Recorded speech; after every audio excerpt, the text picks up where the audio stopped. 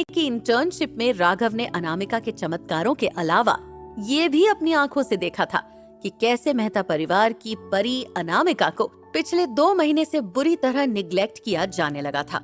राघव को ये बात बहुत बुरी लगी थी और जैसे जैसे वक्त गुजरा ऐसे ही सुख दुख बांटते हुए दोनों दोस्त बन गए थे।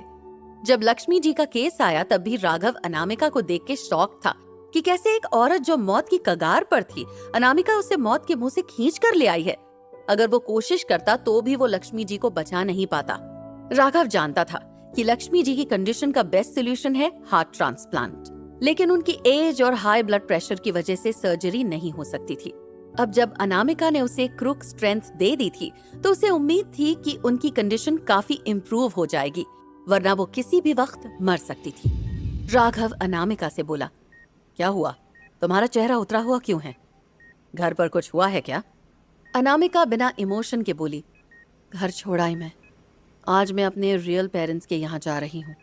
राघव थोड़ा चौंक गया और बोला, अब? अनामिका बोली, अब दादी का ख्याल तुम रखना।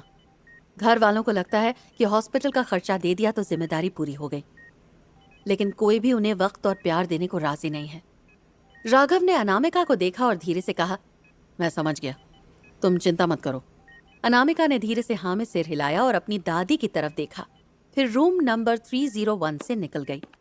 वहीं दूसरी तरफ हॉस्पिटल में खलबली मच गई थी। हॉस्पिटल में डॉक्टर्स और नर्सेज भाग रहे थे।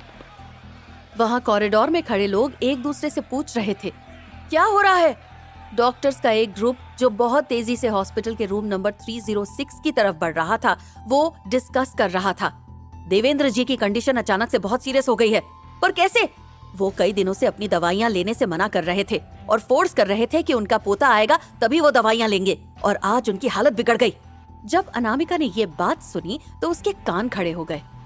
डॉक्टर्स को रूम नंबर 306 की तरफ भागते हुए देखकर अनामिका भी वहां चली गई और उसने देखा कि एक 70-75 साल का बूढ़ा इंसान बेड पर लेटा हुआ है और उसकी हालत बिल्कुल ठीक नहीं लग रही है। अनामिका डॉक्टर्स के साइड में जाकर खड़ी हो गई और उनकी बातें सुनने लगी। एक डॉक्टर बोला, इन्होंने जानबूझकर अपनी दवाइयां बंद कर दी हैं। समझ ही नहीं आ रहा कि अब हमें क्या करना चाहिए। दूसरा डॉक्टर बोला, क्या हम इनकी फैमिली को बता दें? इनकी फैमिली मेंबर्स रास्ते में हैं। हमें उनके आने का इंतजार करना होगा और उन्हें डिसाइड करने देना होगा कि ऑपरेशन करना है या फिर नहीं। अनामिका जो वहीं साइड में खड़ी थी वो खुद से बोली, जब तक इनकी फैमिली यहाँ आएगी तब तक सिचुएशन इतनी खराब हो चुकी होगी कि इन्हें बचाया नहीं जा सकेगा। अनामिका की ये बात उन डॉक्टर्स ने सुन ली और तब उनकी नजर लैब कोट पहने हुए 18 साल की अनामिका पर पड़ी। अनामिका बिल्कुल शांत चेहरे के साथ उन सबको देखे जा रही थी। एक सीनियर डॉक्टर जो अनामिका को नहीं जानते थे वो उससे बोले, छोटी बच्ची, तुम्हें मेडिसिन के बारे में क्या पता है? देवेंद्र सिंघानिया की हालत बहुत सीरियस है। अगर हम श्योर होते तो हम अभी इन्हें बचा लेते, लेकिन सर्जरी की रिस्पॉन्सिबिलिटी एक फैमिली मेंबर ही ले सकता है।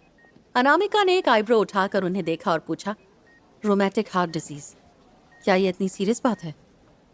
तुम इन्हें देखकर बता सकती हो कि इन्हें कौन सी डिसीज है? सीनियर डॉक्टर ने कहा।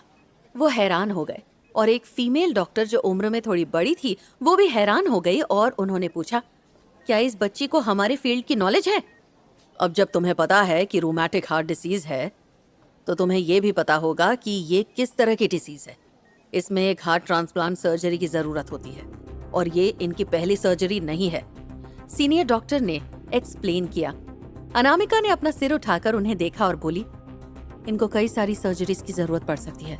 मेरा मतलब ये है कि आप लोगों ने इनका इलाज करने के लिए एंटीबायोटिक का इस्तेमाल नहीं किया, जिसकी वजह से इन्फेक्शन हो गया है। उसकी बातें सुनकर सारे डॉक्टर्स हैरान हो गए। इसे ये सब कैसे पता? तुम लोग क्या एक छोटी बच्ची की बातें सुन रहे हो? और कितना वक्त लगेगा पेशेंट की फैमिली को यहाँ आने में? एक उम्र दराज डॉक्टर ने कहा। उनका नाम विजय था। वो सीनियर हार्ट स्पेशलिस्ट थे। डॉक्टर विजय को देखकर रूम के सारे डॉक्टर्स डर गए, लेकिन फाइनली किसी ने हिम्मत करके कहा, इनकी फैमिली रास्ते में है, वो लोग 20 मिनट के अंदर यहाँ पहुँच जाएंगे। 20 मिनट बहुत ज्यादा है। डॉक्टर विजय अपने दिमाग में ही कैलकुलेट कर चुके थे और वो ये जानते थे कि देवेंद्र जी 20 मिनट तक और बर्दाश्त नहीं कर पाएंगे। डॉक्टर विजय देवेंद्र जी की हिस्ट्री जानते थे। देवेंद्र जी ने अमेरिका और अलग अलग कई देशों में कई सारी रिप्लेसमेंट सर्जरीज करवाई थी। लेकिन उसके तुरंत बाद उन्हें इन्फेक्शन या फिर वॉल्व लीक हो जाते थे, जिसकी वजह से उन्हें एक और रिप्लेसमेंट सर्जरी करवानी पड़ी थी। इस बार भी उनके साथ यही हुआ था। सर्जरी के बाद जैसे ही वो इंडिया लौटे, उनके घाव में इन्फेक्शन हो गया और वॉल्व फिर से लीक करने लगा, जिसकी वजह से आगे के प्रोसीजर के लिए वो अब्रॉड नहीं जा सके। इसलिए उन्हें इसी शहर के सबसे अच्छे हॉस्पिटल में इमरजेंसी ट्रीटमेंट के लिए भर्ती कराया गया।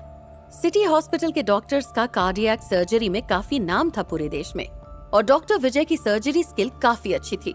उन्होंने इस बार भी देवेंद्र जी का ऑपरेशन किया था, लेकिन ऑपरेशन के ठीक बाद ही देवेंद्र जी को फिर से इन्फेक्शन हो गया और फिर उन्हें एक और सर्जरी की जरूरत थी।